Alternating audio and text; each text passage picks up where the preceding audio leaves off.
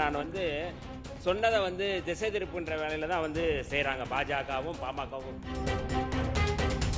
யாரையும் காப்பாற்ற வேண்டிய சூழ்நிலையில் பாட்டாளி மக்கள் கட்சி இல்லை. அவர்களுடைய தலைவர் அன்னைக்கு தீர்மானத்தில் எடுத்த நிலைப்பாடு ஒன்று, இங்க சட்டமன்றத்தில் எடுக்கின்ற தீர்மானம் என்பது வேறு. நீங்கள் வேண்டுமானால் உங்கள் கட்சியை காப்பாற்றிக் கொள்வதற்கு நீங்கள் நிலைப்பாடை மாத்திக்கலாம். வெளியிலே மேடை போட்டு 2 விவாதமா வைத்துக் கொள்ள சட்டமன்ற அனுமதிக்க இயலாது. மாண்புமிகு பேரவைத் தலைவர் அவர்கள், நான் சொன்னதை திசை திருப்புன்ற வேலையில தான் செய்கிறாங்க பாஜகவும் பாமகவும் சேர்ந்து. ஏதை நான் சொல்கிறேன் அப்படின்னா, இல்லை நான் அதாவது மக்களவையில் பேசிய மாண்புமிகு உள்துறை அமைச்சர் அந்த மசோதாவில் சொல்லப்படுகின்ற செய்தி அதில் இல்லை. மசோதாவில் சொல்லப்பட்டது வேறு, அவர் பேசியது வேறு அப்படிங்கிற செய்தியை தான் சொல்கிறேன். அதில் நான் ஆதாரமாக ஹிண்டுல வந்ததை நான் சொல்கிறேன். நான் அதில் ரொம்ப முக்கியமாக மக்கள் தொகை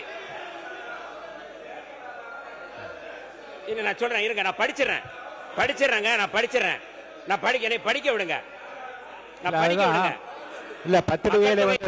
மக்கள் தொகை கணக்கெடுப்பு அடிப்படையில் தொகுதி மறுவரையறை ஆணையம் மாநிலங்களுக்கான தொகுதிகளை வரையறுக்கும் என்றுதான் மசோதாவில் சொல்லப்பட்டிருந்ததை தவிர, அமித்ஷா அவர்கள் விளக்கியபடி 50% உயர்வு என்பதெல்லாம் எங்குமே இல்லை என்று தான் சொல்லி இருக்கிறாங்க. இதுதான் என்னுடைய கருத்து. யாரையும் காப்பாற்ற வேண்டிய சூழ்நிலையில் பாட்டாளி மக்கள் கட்சி இல்லை. சரி, இன்னும் சொல்ல வேண்டும் என்று சொன்னால், எங்களுடைய நிறுவனர் மருத்துவர் ஐயா அவர்கள் தான் தமிழ்நாட்டிலேயே அதிக அரசியல் அடக்குமுறைக்கு உள்ளாகப்பட்ட தலைவர். எங்களுடைய நிறுவனர் மருத்துவர் ஐயா அதையெல்லாம் ஒவ்வொரு காலகட்டத்திலையும் பாட்டாளி மக்கள் கட்சியை தடை செய்யணும்னு சொன்ன காலம் எல்லாம் உண்டு. அதுல இருந்து மீதி தான் வந்திருக்கிறோம். நாங்க இந்த நாட்டினுடைய அரசியலமைப்பு சட்டத்தை காப்பாற்றப்பட வேண்டும். ஏன் அதற்கு முதல் நாள் நீட்டுக்கு கொண்ட தீர்மானத்துக்கு ஆதரவாக தானே இருந்தோம். யாரை காப்பாற்றுறதுக்கு இருந்தோம்? தமிழ்நாட்டுடைய உரிமையை காப்பாற்றுறதுக்கு தானே நீட்டுக்கு ஆதரவாக நாங்க இருந்தோம். காவேரி பிரச்சனையில் வந்தப்போ நாங்க யாருக்கு ஆதரவாக இருந்தோம்? அதே பிஜேபிக்கு எதிரான நிலை தானே நாங்க எடுத்தோம். இது பொறுத்தவரை நாங்க சொல்வது என்னவென்று சொன்னால், மாண்புமிகு அமைச்சர் சொல்வது போல கோரிக்கையெல்லாம் எழுவதல்ல.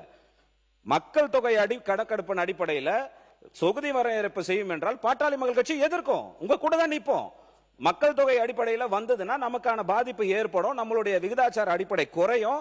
100% அரசு கொண்டு வர தீர்மானத்துக்கு ஆதரவாக தான் நாங்க இருப்போம். நாங்க சொல்வது என்னவென்று சொன்னால், இது யாரை கேட்டு வர்றதெல்லாம் இல்லை. சட்டம் வருவது என்றால் காலாவதி ஆகும் போது மறுவரை. இப்ப உள்ளாட்சி தேர்தல் வரப்போகுது. உள்ளாட்சிக்கு 10 வருஷத்துக்கு ஒரு தடவை மறுவரை கேட்கணும். எந்த உள்ளாட்சியில கேட்டாங்க? எந்த உள்ளாட்சியில எங்களுக்கு மறுவரை பண்ணுங்கன்னு யார் கேட்டா?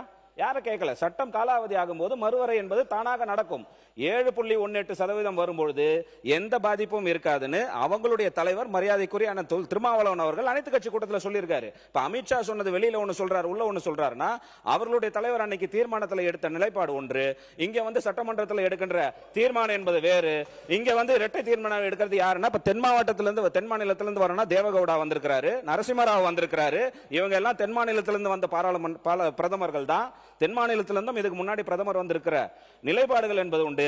நீங்கள் வேண்டுமானால் உங்கள் கட்சியை காப்பாற்றிக் கொள்வதற்கு நீங்கள் நிலைப்பாடை மாத்திக்கலாமே தவிர, பாட்டாளி மக்கள் கட்சி என்றைக்கும் எங்கள் நிலைப்பாடை நாங்கள் மாற்றிக் கொள்வதில்லை. அன்னைக்கு தீர்மானத்தில் என்ன நிலைப்பாடு எடுத்தோமோ அதே நிலைப்பாடு தான் இருப்போம். விடுதலை சிறுத்தைகள் வேண்டும் என்றால் உங்கள் அரசியலையும் கட்சியும் காப்பாற்றுவதற்கு வேலை நிலைப்பாடு எடுங்க. மாண்புமிகு பேரவைத் தலைவர் அவர்களே, நாடாளுமன்றத்தில் எங்களுடைய கட்சியினுடைய தலைவர் எழுச்சி தமிழர் தொல்காப்பியன் திருமாவளவன் அவர்கள் என்ன பேசினாரோ அதைத்தான் நான் இங்கே சுட்டிக்காட்டுகிறேன்.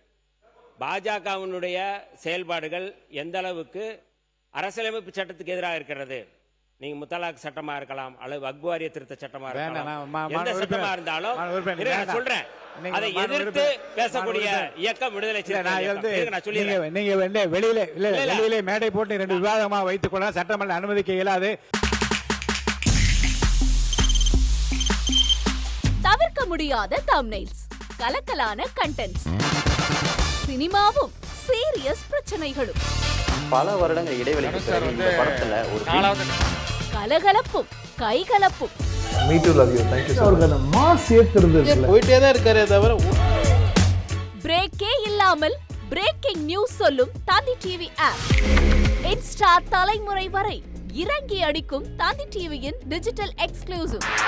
அது தண்ணிக்குள்ள போகும்போது ஹேங் ஆயிடுச்சு. உங்களுக்கு விஜய் சார் எந்த அளவுக்கு ரொம்ப பிடிக்கும்? Of course, Malayalis are huge Vijay sir fans. 2 பேருமே ரொம்ப பிடிக்கும் எனக்கு. தந்தி டிவி ஆப்பை இலவசமா டவுன்லோட் செய்யுங்க.